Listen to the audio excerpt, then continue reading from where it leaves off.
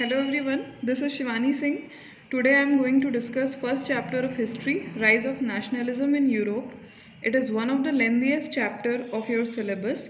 So basically it's an introductory class. Let's move on to the chapter. The rise of nationalism in Europe. Nationalism, the word in Hindi means Desh Prem, love towards one's nation. Example of nationalism is also seen in India, but today in this chapter we will be discussing it about Europe. So best example is French Revolution.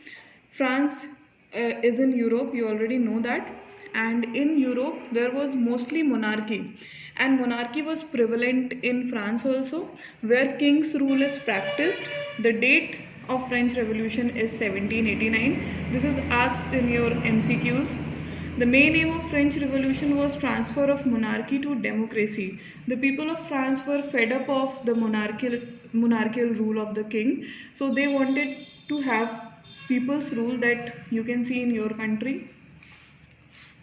So let's move to the dates. 1789 French Revolution started and democracy came into existence because of the protest of the local people.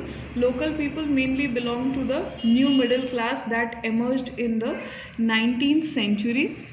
In 1799, after 10 years of French Revolution, Napoleon Bonaparte, he was very famous for his conquering abilities, came and started seizing political power in France. That means democracy of France was once again curtailed. Once again monarchy was established and democracy was curtailed. In 1804, Napoleonic Code, the civil code, was launched by Napoleon. We will be discussing in part second in detail what was the civil code of conduct, but for this introductory class, so many positive changes were introduced. Road transport, tax and measures were improved. People of France now started considering Napoleon as a savior. Let's move on. People of France found Napoleon as their savior. Savior, we can call it Masiha. Masiha is a people who can take out people from the conditions of problems, who has come to end their miseries. Napoleon, he was a very ambitious person, wanted to conquer the rest of Europe.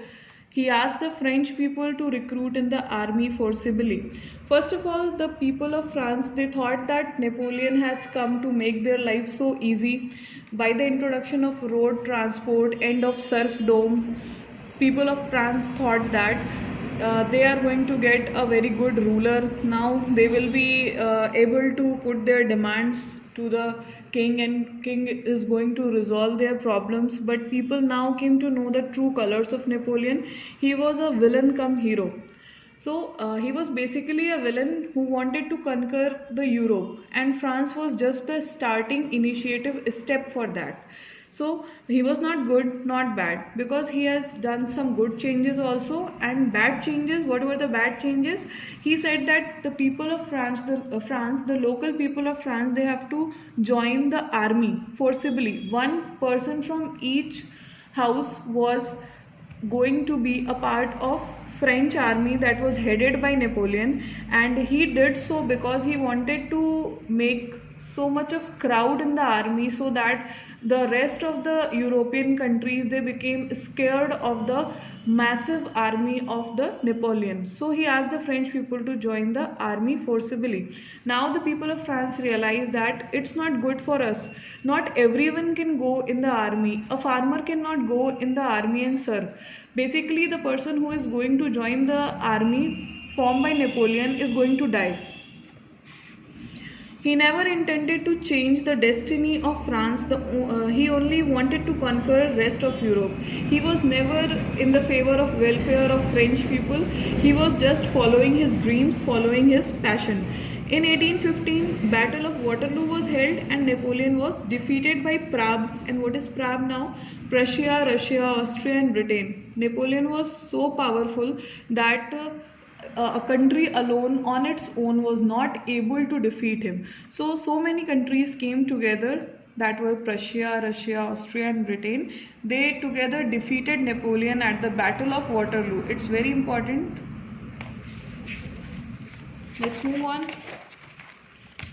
Napoleon was defeated there. Now, France was in the hands of Prague. Again, monarchy was established by the Bourbon dynasty. Bourbon dynasty, this we have discussed in class 9th also.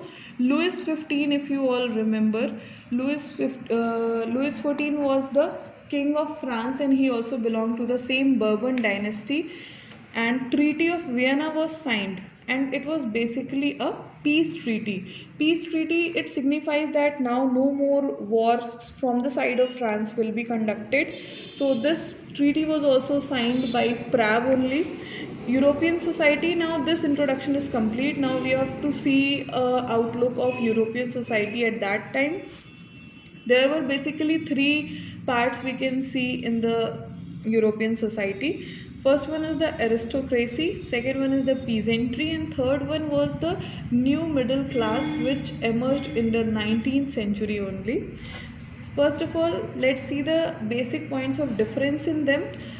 The people of aristocracy, the people of Prague, that means people of Prussia, Russia, Austria and Britain, were mainly forming the aristocracy class. They were the landlords, they were very rich, the population was very less, they were having all kinds of rights. Second, we have to discuss about the peasantry. They were the landless people, they were working on the fields of the people who were owing some land. They were poor, more in population, and they were having no rights. That means if they were protesting, that was of no use, no one was listening to them. Now the 19th century new emerged class was the new middle class.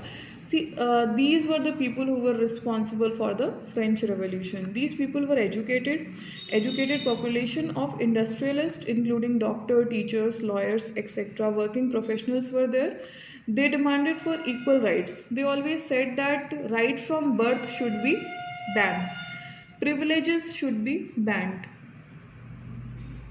So middle class were responsible for French Revolution and nationalism in Europe.